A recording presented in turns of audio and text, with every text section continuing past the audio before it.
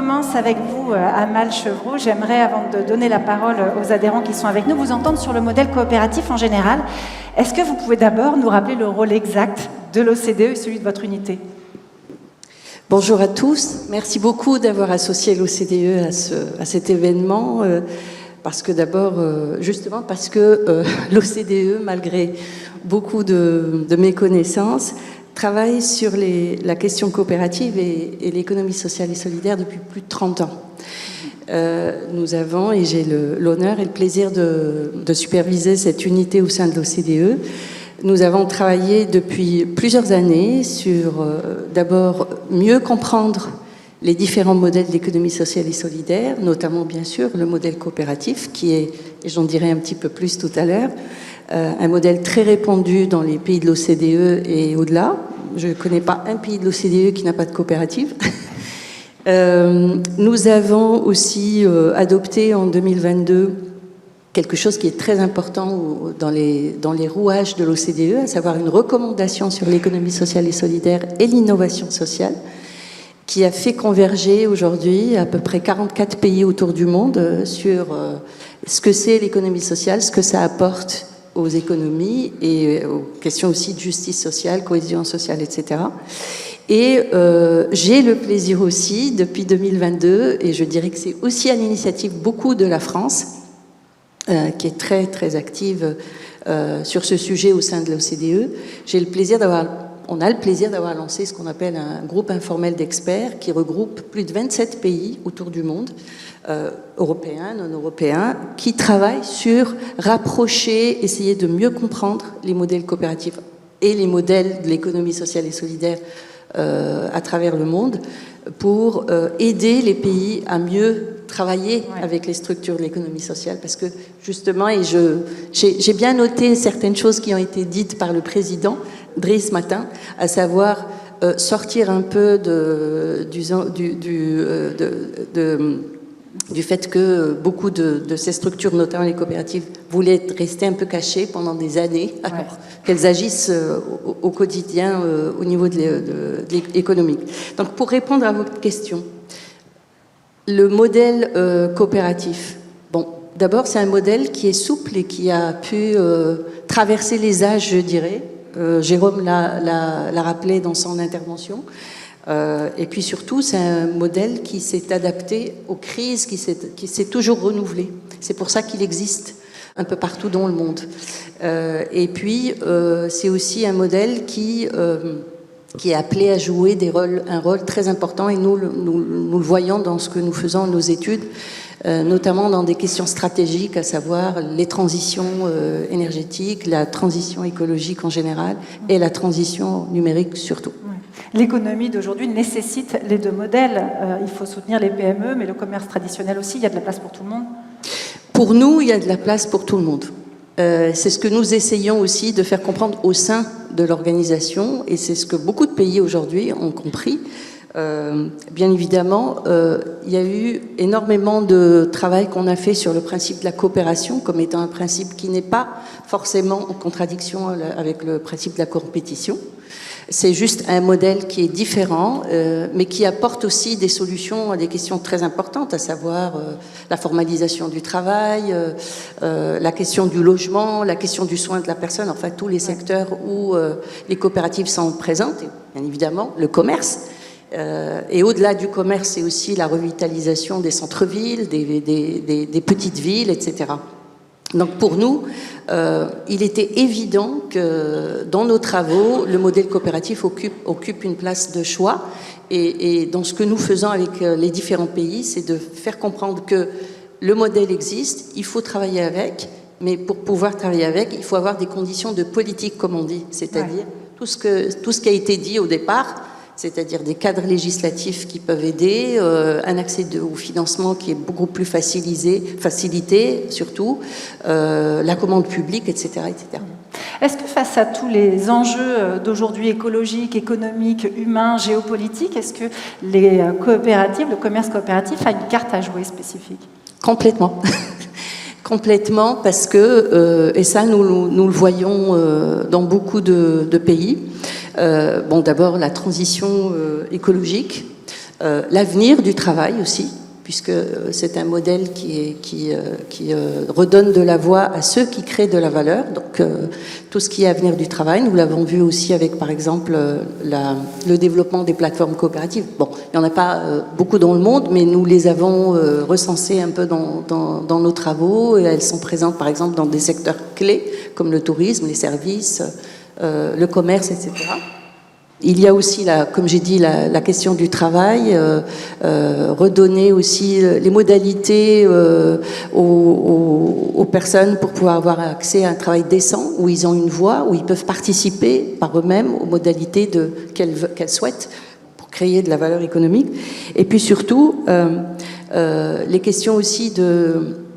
Hier, on avait toute une discussion, par exemple, sur le tourisme et pourquoi aujourd'hui il y a énormément de réticence dans beaucoup de pays à un tourisme de masse, etc. Bon, ben moi, j'ai fait valoir aussi qu'il y a des coopératives qui travaillent dans ce secteur et qui intègrent la question de la voix des gens dans le choix du type de tourisme qu'ils veulent. Et ben c'est la même chose pour le commerce aussi. Donc oui, elles ont une carte à jouer. Il y a de plus en plus d'intérêt, nous on le voit dans nos travaux, des pays pour soit moderniser les lois coopératives, soit moderniser aussi ou ouvrir l'accès à la constitution de coopératives. Oui, donc elles ont parfaitement leur place, elles ont parfaitement une carte à jouer dans beaucoup de défis que rencontrent les pays de l'OCDE et au-delà. Y compris ceux de l'emploi des jeunes qui cherchent du sens dans leur travail. Ça deviendrait difficile de les recruter si on ne l'apporte pas. Et le modèle coopératif peut être une réponse pour l'emploi des jeunes. Alors, sur les jeunes, on a fait un travail où on s'est aperçu qu'aujourd'hui, plusieurs jeunes cherchent du travail avec du sens. Ils veulent remettre du sens dans leur travail, ils veulent remettre du sens dans leur carrière. Et on a trouvé que le modèle coopératif, bien évidemment, peut les aider à réaliser le double objectif, c'est-à-dire avoir accès à des opportunités d'emploi ou des créations d'entreprises, tout en injectant du sens dans tout ça. Mais je dois dire, et je profite de cette assistance, il faut faire connaître aussi un peu plus le modèle coopératif à la jeunesse. Il y a beaucoup de jeunes qui ne savent pas ce que c'est qu'une coopérative encore. Il faut les attirer vers le secteur. Et pour ça, il faut un peu plus de dialogue entre les coopératives et ces jeunes qui cherchent de plus en plus des carrières et des opportunités, comme j'ai dit, d'emploi avec du sens. Ouais. Voilà. Il y a les jeunes et puis aussi il y a les femmes. J'ai vu que dans beaucoup de pays, les femmes étaient très nombreuses, plus nombreuses dans le commerce coopératif que le commerce traditionnel. Alors je vais donner la parole tout de suite à une autre femme, Sylvie Ramis. Vous êtes adhérente de The Original. C'est une coopérative hôtelière française qui a été créée en 2018, qui regroupe plus de 350 établissements indépendants. Vous-même, vous dirigez depuis 30 ans l'hôtel Normandie à Auxerre, un hôtel de charme en centre-ville, qui a été créé et dirigé par vos parents depuis 1960. C'est une histoire familiale. Votre fille va reprendre également.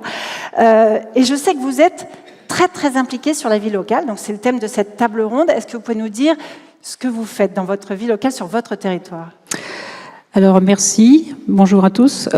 Déjà, oui, je suis avant tout hôtelière, mais je défends le monde du tourisme parce que je suis également élue chambre de commerce de Lyon depuis plus de 23 ans. Je suis dans le bureau et trésorière de cette CCI. Je suis très impliquée localement sur le développement de l'attractivité du territoire sur l'Auxerrois. Je suis impliquée sur le tourisme dans le département. Pour moi, c'est essentiel au niveau de l'hôtellerie et du tourisme, puisque nous payons une taxe de séjour, et il est très important aujourd'hui de savoir cette manne financière où elle est distribuée pour le développement du tourisme. Donc c'est quelque chose qui est très important. Cette implication locale aussi permet des reconnaissances, du réseau, donc c'est essentiel de partager. Alors quand on est ces chambres de commerce, forcément, on pense toujours pour soit un aspect local ou un aspect départemental. C'est très important. parce que l'économie rayonne sur notre département et la France, donc on échange beaucoup et c'est très important de partager tout ça. Et vous êtes aussi élu donc, au conseil d'administration de la coopérative. Je suis élue au conseil d'administration de la coopérative, dont j'en suis très fière. Nous échangeons beaucoup. Nous sommes apporteurs d'idées aussi au niveau du conseil d'administration. Je suis responsable des achats sur les 350 hôtels. Donc c'est de l'investissement. Ça permet aussi d'échanger entre les hôteliers. C'est très important quand nous avons des réunions départementales, régionales ou de congrès. Cet échange est constructif puisqu'on est une grande famille et que ça porte forcément des fruits sur notre développement. Oui. Alors, concernant l'impact local, économique de votre hôtel, qui est dans une ville comme Auxerre, forcément, un hôtel, ça joue un rôle important. Déjà, en termes d'emploi, combien en avez-vous créé ? Alors, Auxerre, c'est une toute petite ville, hein, grand par le foot, mais petit par le nombre d'habitants, puisqu'on est 35 000 et 60 000 en Comcom. J'ai 11 salariés permanents et 6 saisonniers. Donc, effectivement, on n'est plus sur un monde rural, donc on cherche essentiellement à former nos équipes. Enfin, moi, en tout cas, personnellement, c'est l'avantage d'être indépendant aussi, même si on est dans une coopérative, mais on est chacun chez soi. Et donc, on forme nos équipes dans notre entreprise. Ça permet aussi une valorisation parce que les salariés ont besoin d'être mis en valeur, d'être reconnus. Et quand ils sont dans une entreprise familiale, ça permet de créer des liens, donc avoir un travail beaucoup plus collaboratif. Ouais. Les territoires s'engagent aussi sur le développement durable. On a abordé ce sujet. Vous, en tant que chef d'entreprise, comment vous vous investissez sur le développement durable ? Alors, sur le développement durable, nous avons fait une démarche clé verte. Ça veut dire que c'est un label. Ouais. C'est un label qui est très exigeant, qui nous permet aussi à chaque fois de nous remettre en question, parce que toute labellisation, quelle qu'elle soit, ça permet de remettre en question nos entreprises. Donc c'est forcément très intéressant, ça permet de faire des économies d'énergie, des économies de produits, puisqu'aujourd'hui RSE ça veut dire que bon on évite les déchets, hein, donc il y a du compost, il y a beaucoup de choses qui sont associées, donc ça paraît curieux dans l'hôtellerie, mais c'est nécessaire. C'est une demande aussi de nos clients, puisqu'aujourd'hui vous avez quand même des entreprises qui sont très axées sur le RSE, vous avez aussi des ventes en ligne, parce qu'il ne faut pas oublier que nous vendons quand même nos chambres pratiquement 60 à 70% en ligne. Donc les OTA sont très à l'écoute des hôtels qui font des démarches RSE, donc c'est très important. Ça permet aussi d'avoir une relation client, ce qui est recherche surtout sur les jeunes, comme disait Madame tout à l'heure. Les jeunes sont attentifs à ça, puisque aujourd'hui ils aiment la mobilité douce, ils aiment tout ce qui est simple mais de qualité. Ouais. Et toujours sur la dimension RSE, je sais que votre entreprise soutient pas mal d'initiatives sociales et culturelles. Vous pouvez nous en dire un mot ? Alors oui, j'aide beaucoup des artistes. On est investi avec le théâtre d'Auxerre. J'appartiens à des clubs business Auxerre, puisque c'est un club de chefs d'entreprise, hein, puisque forcément pour être chambre de commerce, il faut être chef d'entreprise. Donc une femme chef d'entreprise est toujours très sollicitée. Mais c'est très intéressant parce qu'en fin de compte, on partage aussi bien dans l'industrie que le tourisme. Et donc, on a des problématiques, des fois, qui sont différentes, mais qui se rapprochent. Et puis, je souhaite dire aussi que le tourisme, en France, représente 8% du PIB. Et c'est quelque chose qui est important, qu'on n'arrive pas forcément à quantifier par rapport à l'industrie, mais qui est quelque chose de très important en France, et ça fait vivre énormément de monde, puisque on a, par ces circuits courts, on fait travailler énormément d'entreprises locales. L'hôtellerie est aussi un métier qui est vecteur économique sur notre ville et notre département, puisque nos clients business viennent effectivement travailler dans des entreprises, mais peuvent revenir en week-end. Et tout ce qui est tourisme France ou international, ça leur permet aussi de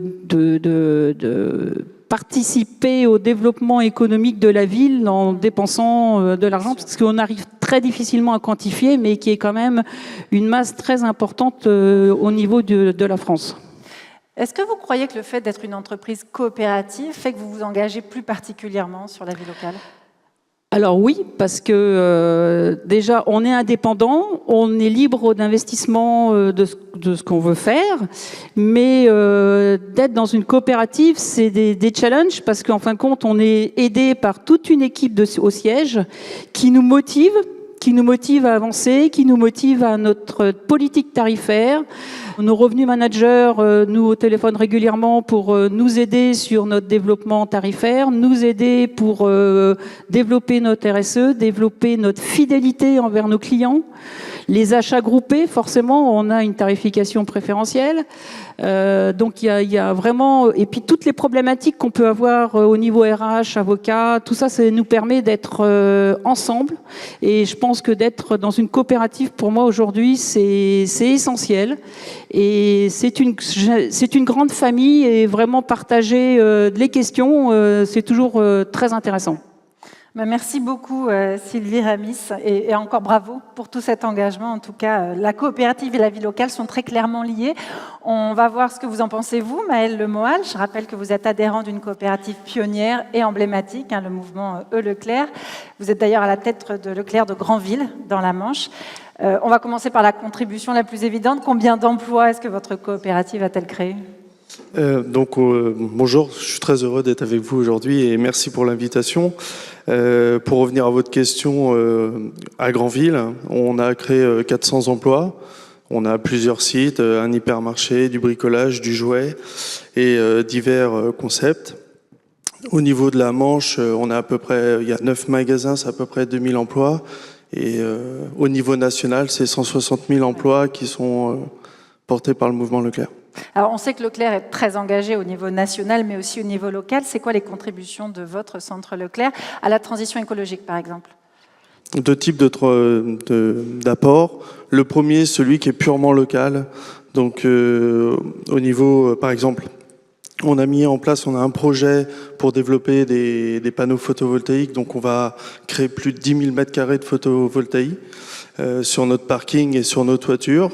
On le fait dans le cadre d'un projet, bien évidemment, et ça va nous aider à apporter 30% de notre consommation d'énergie. Et le but aussi, c'est lorsqu'on a une surproduction, de le stocker et de le réinjecter dans le réseau, dans ce qu'on appelle l'autoconsommation collective. En gros, on va alimenter le quartier. Ouais. On essaye aussi de porter des actions sur la biodiversité. On a par exemple, on avait un terrain en friche dans notre commune et on a planté une 50aine d'arbres pour créer un parcours pédagogique pour découvrir les essences d'arbres, notamment pour les jeunes élèves de l'école du coin. Oui, je suis sûre que les adultes qui passent par là ne connaissent pas non plus tous les arbres. Je vous confirme, je ne les connais pas non plus.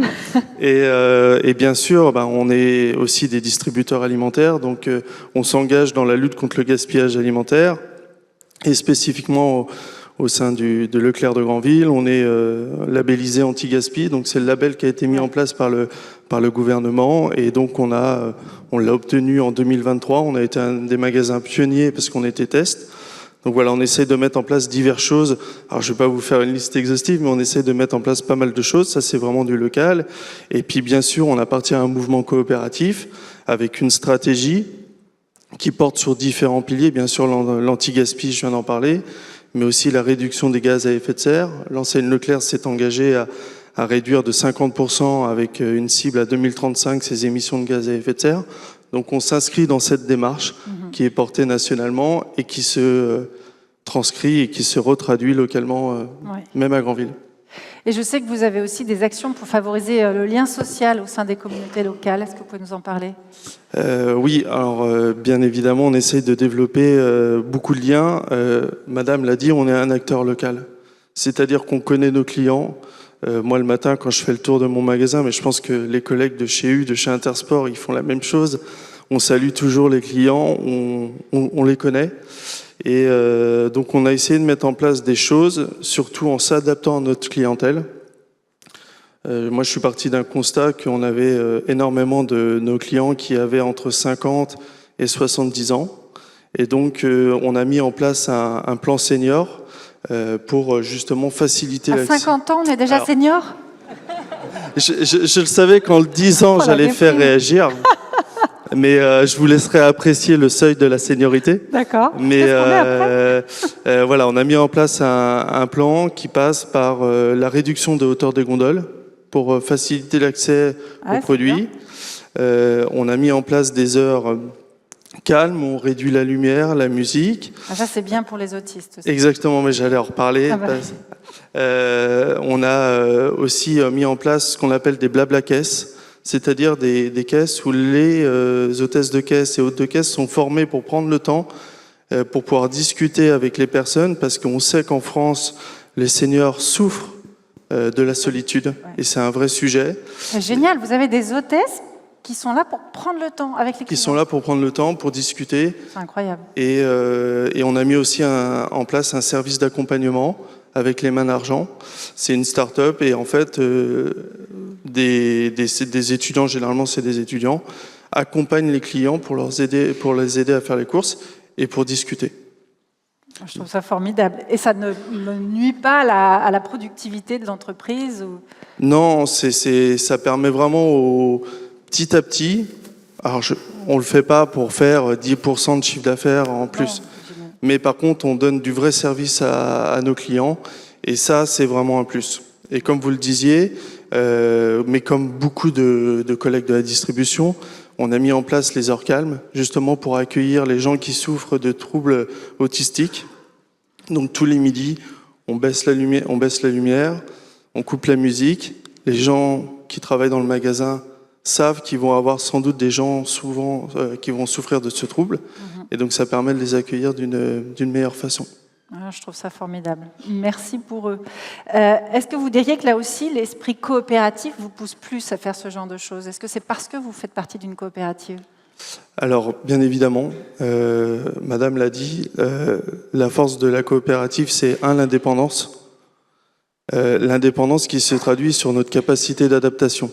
C'est-à-dire que quand moi je fais un constat au sein de ma communauté, de ma ville, qui a besoin d'agir sur tel ou tel sujet, j'ai la capacité de choisir les actions que je soutiens, les associations que je soutiens. Et ça, c'est un vrai plus. On n'est pas dans l'uniformité d'un mouvement, d'un groupement. Donc pour moi, c'est un plus. La deuxième chose, c'est le challenge entre nous. Ah oui. C'est-à-dire que... C'est celui qui fera le mieux? Exactement. C'est la compétition saine qui fait qu'on se dépasse et que quand un collègue met en place quelque chose, il y a deux conséquences. La première, c'est on emboîte le pas. C'est-à-dire qu'on va copier, on se dit c'est super ce qu'il a fait, on y va. Et je prends l'exemple des compagnons d'Amplette, qui est justement le service d'accompagnement pour les personnes âgées. J'ai plein de collègues qui m'en ont parlé pas plus tard qu'hier, en me disant c'est bien ce que tu as fait. Je vais rendre à César ce qui appartient à César. C'était un confrère d'Intermarché qui l'avait mis en place dans le sud de la France. Et donc, on a copié, on s'est dit c'est un super truc, il faut qu'on le fasse, et nos collègues font la même chose. La deuxième chose, c'est ce qu'on disait tout à l'heure, quand quelqu'un a une bonne idée, on se dit il faut que je trouve mon idée. Il faut que je trouve un truc qui va me permettre d'être encore meilleur. Et en fait, tout ceci fait que ça contribue à l'essor du mouvement.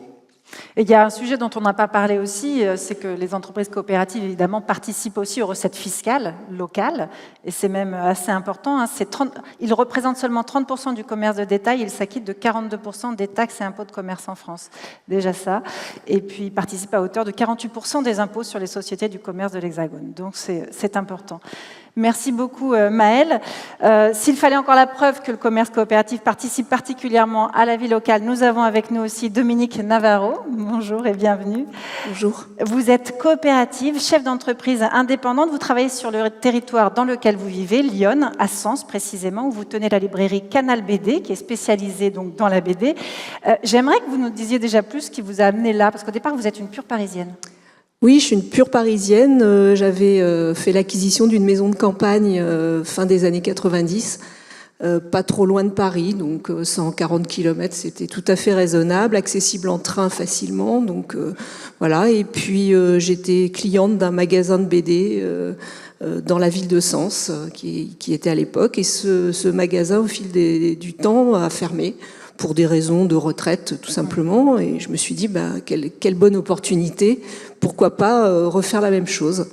Et naturellement, comme j'étais cliente aussi du magasin, la librairie BD de ma ville, qui est Boulogne-Billancourt, je me suis dit, il faut qui était Canal BD, il faut que j'adhère à ce réseau parce que ça a l'air trop bien, quoi. Vous n'auriez pas osé vous lancer seul comme ça? Je l'aurais fait, mais ça s'est imposé à moi très très rapidement. Quand j'ai vu la façon dont fonctionnait ce réseau, ça m'a attiré naturellement. Et donc vous avez racheté la boutique? Non, j'ai recréé une autre boutique puisqu'elle avait fermé 2 ans auparavant. Donc j'ai eu la chance d'avoir un alignement de planètes où j'ai trouvé un local. Ça s'est fait. J'ai rencontré la personne qui s'occupait du réseau rapidement. J'ai fait une petite formation de 15 jours à l'INFL, qui est l'organisme qui forme les libraires. Et voilà, et je me suis lancée. Il y a combien de librairies à Sens aujourd'hui? Alors, il y a 2 librairies indépendantes, dont la mienne, et il y a un centre culturel, Leclerc. Qui attire évidemment beaucoup de monde. Qui attire du monde, bien sûr, mais je pense que la librairie, pour Leclerc, monsieur me confirmera, c'est aussi un produit d'appel. Donc les gens sont là et ils profitent de l'endroit pour acheter tout, quoi. Donc, En tout cas, bravo, parce que évidemment, un centre culturel draine beaucoup de monde en dehors du centre-ville.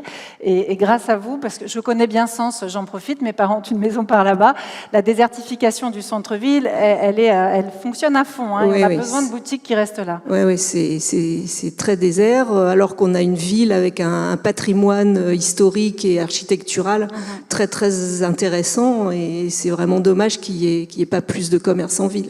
Est-ce que vos clients d'ailleurs soulignent cette importance de votre présence, vous remercient? Oui, en tout cas mes clients ils sont habitués, ils savent quand ils viennent à Sens, ils savent pourquoi ils viennent, donc ça il n'y a pas de souci. Quand ils entrent chez vous, il y a un contact particulier, vous les connaissez bien? Pour la plupart, je les connais bien, on connaît leurs noms, on enregistre. Moi, j'ai une très bonne mémoire visuelle, donc ça va bien. Et ils sont contents de venir, ils passent du temps, ils aiment bien discuter, ils aiment bien rire, ils aiment bien regarder tout ce qu'on a comme nouveauté, et ils prennent leur temps. Oui, ça c'est important.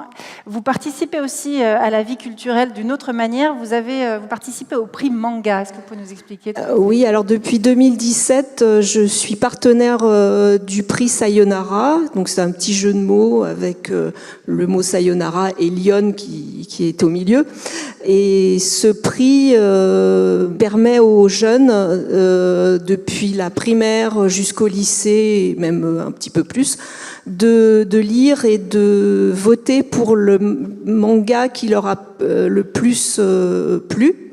C'est un comité de lecture qui sélectionne. Moi, je leur prête, ainsi que la librairie La Pieuvre, qui est à Auxerre, que madame doit connaître. On leur prête tous les tomes 1 qui sortent pendant une année complète. Ils sélectionnent ceux qu'ils ont préférés. Donc, il y en a 5 par catégorie. Selon les âges, bien sûr, et les choix et les goûts. Et ces mangas-là sont approvisionnés dans les écoles, dans les bibliothèques, dans les collèges, dans les lycées. Et les jeunes votent. Et à la fin du cycle, donc au mois d'avril, il y a 2 jours de fête pendant lesquels on décerne les prix du manga. Et vous participez aussi à un dispositif Jeunes en librairie. Oui, alors ça c'est un dispositif qui doit exister, je pense, dans d'autres régions. On intervient dans les collèges ou dans les lycées auprès des élèves pour expliquer notre métier. Et à la suite, ils ont un budget qui leur est attribué pour dépenser ce budget en librairie. Le maintien d'un commerce comme le vôtre, on se doute que ça ne doit pas être évident de le faire vivre, c'est beaucoup d'énergie. Est-ce que vous arriveriez à maintenir ce commerce sans l'aide de la coopérative? Alors, c'est une bonne question. j'espère que oui, mais je n'envisage pas de le faire. Je pense que le réseau Canal BD m'apporte énormément et c'est bien pour ça que j'ai choisi d'en faire partie. On reste des indépendants comme Madame, mais on fait partie d'un réseau et donc à ce titre on se sent soutenu, aussi bien financièrement puisque les remises et les conditions financières qui sont obtenues par le réseau sont importantes pour nous, et également le soutien psychologique et l'aide qui peut être apportée par tous les coopérateurs qui sont des gens avec des compétences diverses et qui nous apportent énormément. Merci beaucoup. Merci à vous. Je voudrais vous réentendre, Amal Chevreau, par rapport aux entreprises traditionnelles. Comment vous voyez finalement, vous, le rôle des entreprises coopératives dans la vie locale ? Bon, d'abord, je pense que après tout ce tour de table de coopératives qui sont très ancrées localement, il faut le dire, je pense que les coopératives naissent pour servir leur communauté, d'abord. Donc, leur ancrage est toujours local. Donc ça, c'est le premier point. Et deuxième point, même quand elles s'internationalisent, et nous avons quelqu'un dans la salle qui pourra le confirmer, Anna, no pressure, elles restent très, très liées à leur localité et puis surtout à leur communauté. Donc ça, c'est le premier point. Donc c'est pas un modèle qui se délocalise, c'est un modèle qui s'exporte. Et quand il s'exporte, il essaye de recréer le même modèle. Mais d'abord, c'est le local qui compte. Donc ça, c'est le premier point. Il faut aussi comprendre que les coopératives, et on a beaucoup d'exemples, quand elles naissent, c'est aussi, comme disait Jérôme, pour servir l'intérêt des membres, mais c'est aussi parce qu'il y a soit une défaillance de l'État sur certains services, ou la défaillance du marché. Ouais. C'est-à-dire que le marché n'arrive pas à donner ses chances à certains, soit pour accéder au travail, soit pour accéder au capital, soit à énormément de défaillances. Donc elle joue ce rôle.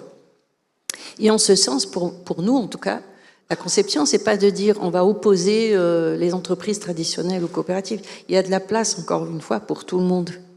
Madame qui recrée un modèle là où elle s'est relocalisée, ça montre bien qu'il y a de la place pour tout le monde. Ce qu'il faut aujourd'hui, c'est créer des passerelles, parce que je pense que les coopératives ont beaucoup à apprendre aux entreprises traditionnelles, notamment en matière d'engagement vis-à-vis, disons, des communautés locales ou de l'environnement où on est. Donc ça, c'est le premier point. Il y a, je pense aussi aujourd'hui, une démarche qui est assez unique, je dirais, qui est propre peut-être à la France, c'est une démarche aussi du MEDEF qui a créé un comité de l'économie sociale et solidaire, justement, pour créer ces passerelles entre les entreprises dites traditionnelles ou classiques et les entreprises de l'économie sociale, notamment les coopératives. Donc ça, c'est le deuxième point. Et je pense que ce qui fait la force des coopératives par rapport, je dirais, encore une fois, je n'oppose pas, mais ce qui fait la force des coopératives, c'est toujours être centré sur l'humain. Parce qu'in fine, quand on sert ses membres et quand on veut rendre quelque chose à sa communauté, on fait beaucoup de bien à ça. Ouais. Autour. Donc du coup, les entreprises traditionnelles qui cherchent aussi à développer de vraies actions de RSE, elles ont aussi des choses à faire peut-être avec les coopératives. Donc je dirais qu'il y a énormément de passerelles à créer, il y a énormément de choses que ce modèle peut apprendre aux autres, et nous on le voit dans beaucoup de pays du monde. Il y a aussi ces passerelles qui sont en train d'être créées. Par exemple, la Grande-Bretagne vient de créer un haut conseil. Enfin, ils sont en train de redécouvrir le modèle coopératif, même s'il est ancré, il est né là-bas, etc. Mais ils ont créé un haut conseil des coopératives. Justement, pourquoi ? Par rapport à ce que vous disiez tout à l'heure, c'est-à-dire revitaliser des centres qui sont complètement désertiques, redonner la possibilité aux gens de créer leurs propres conditions de travail, et surtout leur donner la chance de repartir dans l'économie, mais avec des modalités où ils sont plus maîtres de la décision. Donc je dirais que voilà, il y a des choses que les uns et les autres peuvent s'apporter, et je trouve le slogan de l'événement tout à fait approprié, c'est-à-dire faire la différence avec sa différence, c'est totalement ça. Merci beaucoup, Amal Chevreau. Merci à tous les quatre. On peut vous applaudir. Merci de vos interventions. Je vais vous laisser regagner la salle.